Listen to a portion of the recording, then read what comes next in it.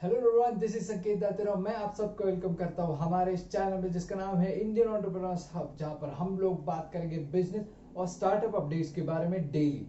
तो देखते हैं आज के स्टार्टअप अपडेट्स क्या क्या है। Let's dive in. आज का पहला अपडेट आता है स्विगी के बारे में। स्विगी के अगेंस्ट एक बंदे ने कंप्लेन की थी कंपटीशन कमीशन ऑफ इंडिया के ऑफिस में। उस बंदे का कहना था कि स्विगी जो है उनके प्लेटफॉर्म पर अनफेयर प्राइसेस लेता है उनके कस्टमर से। यानी कि उसका कहना था कि जो स्विगी प्राइसेस अपने प्लेटफॉर्म पर रखता है वो उनके वॉक इन रेस्टोरेंट के प्राइसेस से ज्यादा होते हैं, और इस तरह से स्विगी कस्टमर से unfair amounts of money recover कर रहा है। इसके अगेंस्ट उन्होंने उस ऑफिस में कंप्लेन फाइल की गई थी, पर इस कंप्लेन को सीसीआई ने रिजेक्ट कर दिया है क्योंकि उन्हें स्विगी का जो साइड था वो ज्यादा वैलिड लगा। स्विगी का कहना था कि वो लोग सिर्फ एक मीडिएटर के तौर पर काम करते हैं रेस्टोरेंट और कस्टमर के बीच में, और जो भी प्राइसिंग एक रेस्टोरेंट उनके प्लेटफॉर्म पर रखता है वो पूरी तरह से रेस्टोरेंट के हाथ में होता है, स्विगी का उस पर कोई भी कंट्रोल नहीं होता। ऐसा स्विगी ने उनका जस्टिफिकेशन दिया, और ये बात सीसीआई को पट गई और उसी की वजह से उन्होंने उनकी ये कंप्लेन रिजेक्ट कर दी। पर आप सब लोग ये जानते भी होंगे, आप सबने भी ऑब्जर्व किया होगा कि स्विगी या जोमेटो ये जो प्लेटफॉर्म पर जो प्राइसेस होते हैं वो हमेशा ही वॉक इन यानी कि उस रेस्टोरेंट के एक्चुअल प्राइसेस से थोड़े से ज्यादा होते हैं। यही उनका बिजनेस मॉडल है मतलब वो कैसे करते हैं, अगर सब मानो एक डिश पर हमें 20% का डिस्काउंट मिल रहा है स्विगी और जोमेटो के प्लेटफॉर्म पर, तो वो क्या करते हैं, मान लो वो डिश 100 रुपए की है, रेस्टोरेंट में वो डिश 100 रुपए की है, तो स्विगी के प्लेटफॉर्म पर वो डिश जब आती है तब वो रखते हैं उसे 110 रुपए का, तो वहां पर वो 10 रुपए मार्जिन कमा लेते हैं। उसी वक्त वो लोग रेस्टोरेंट से वो डिश खरीदते हैं 90 रुपए में। यानी कि वो रेस्टोरेंट को बोलते हैं कि आप 90 रुपए में हमें एक डिश दो, और उनके प्लेटफॉर्म पर वो डिश रखते हैं 110 रुपए में। इस तरह से वो बीच का वो जो 20% होता है वो गैप वो कवर कर लेते हैं। उनके पॉकेट से तो कुछ पैसे नहीं जाते, पर कस्टमर को उनके प्लेटफॉर्म पर 20% का डिस्काउंट नजर आता है। इसी तरह से वो बिजनेस करते हैं, यही उनका बिजनेस मॉडल है। अभी क्या कर सकते हैं इसके बारे में, तो अभी देखते हैं आगे क्या क्या होता है। और जाहिर सी बात है आपको इन सारे जोमेटो स्विगी इन सारी कंपनीज का चाइनीज कनेक्शन के बारे में मालूम ही होगा। इसके बारे में हम लोग इस वीडियो में आगे भी बात करेंगे, तो देखते हैं। आज का दूसरा अपडेट महाराष्ट्र गवर्नमेंट की ओर से आता है। महाराष्ट्र गवर्नमेंट ने चाइनीज कंपनीज को दिए हुए 500 करोड़ के प्रोजेक्ट्स को होल्ड पर रख दिया। उनका कहना है कि ये डिसीजन उन्होंने सेंट्रल गवर्नमेंट के साथ डिस्कशन करते हुए ही लिया है, और चाइना की तरफ से जो हमारे जवानों पर अटैक हुआ था और ब्रूटली उन्हें मर्डर किया गया उसके अगेंस्ट ये स्टेप लिया गया है। ऐसा गवर्नमेंट का स्ट्रेट फॉरवर्ड यही स्टैंड है। तो चाइना और इंडिया के बीच में ये जो टेंशन डेवलप हो रहा है ये बहुत बड़े लेवल पर ग्रो होता जा रहा है। मतलब इंडिया में इस पर बहुत ज्यादा अग्रेशन आ रहा है, इंडिया में से बहुत ज्यादा सपोर्ट भी आ रहा है इस मूवमेंट को। तो ban China, hashtag ban Chinese products वगैरह वगैरह ये सारे ट्रेंड्स हम चल रहे हैं, और लोग भी कोशिश कर रहे हैं, गवर्नमेंट लेवल पर भी कोशिश हो रही है और लोग भी कोशिश कर रहे हैं कि ज्यादा से ज्यादा चाइना को बैकफुट पर पुश किया जाए। ज्यादा से ज्यादा चाइनीज प्रोडक्ट्स, चाइनीज कंपनीज की जो इंडियन मार्केट में या फिर पूरे ओवरऑल वर्ल्ड मार्केट में, स्पेशली इंडियन मार्केट में जो उनका होल्ड है वो कम किया जाए।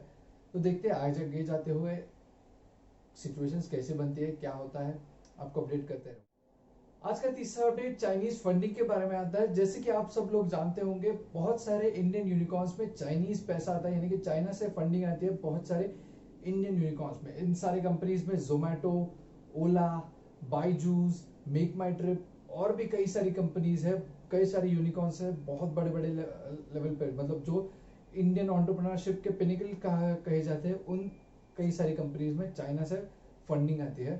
तो अभी जो पूरे इंडिया में एंटी चाइना मूवमेंट डेवलप हो रहा है उसकी वजह से इन कंपनीज पर, जिन कंपनीज में चाइना से फंडिंग आती है उन कंपनीज के अगेंस्ट लोगों का नजरिया बहुत बदलता जा रहा है। अचानक से लोगों को उन कंपनीज में प्रॉब्लम नजर आने लग गया क्योंकि वो चाइना से पैसे लेते हैं। ये एक इमोशनल सेंटिमेंट अटैच हो जाता है उन कंपनीज के साथ जो कि उनके अगेंस्ट काम कर रहा है अभी। तो लोगों का तरीका क्या है इन कंपनीज के को अपना पोजीशन दिखाने का, वो लोग प्ले स्टोर पर जाके उनके रेटिंग्स कम करा रहे। बहुत सारी कंपनीज के साथ ऐसा पहले हो चुका है और अब ये धीरे धीरे और स्प्रेड होता जा रहा है ये मूवमेंट। तो अभी देखते हैं आगे जाते हुए क्या क्या होता है, क्योंकि अभी ये जो कंपनीज के बारे में हम लोग बात कर रहे हैं ये बहुत बड़ी कंपनीज है और इंडिया में बहुत ज़्यादा अच्छे से काम कर रहे हैं, बहुत ज़्यादा इन्फ्लुएंस रखते हैं ये सारी कंपनीज। पर अभी उन कंपनीज को वो सोचना पड़ेगा, कोई तो सब्सटीट्यूट निकालना पड़ेगा। अभी जो उनके पास चाइना से फंडिंग आ रहा है, अब जो कुछ समय में खत्म भी होने का या कम होने का या फिर खत्म होने के भी चांसेस है, तो उन्हें अब सब्सटीट्यूट ढूंढने पड़ेंगे। कहाँ से वो लोग फंडिंग जनरेट कर पाएंगे, उन्हें बाकी दुनिया से देखना पड़ेगा कि कहीं और से उन्हें इन्वेस्टर्स मिलते हैं या नहीं।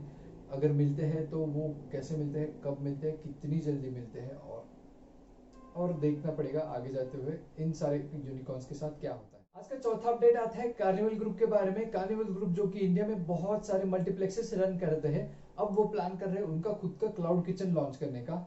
वो लोग प्लानिंग कर रहे हैं कि जो उनके सिनेमा हॉल्स है, जो उनके सिनेमा थिएटर्स है, वहां से वो लोग क्लाउड किचन उनका रन कर पाए।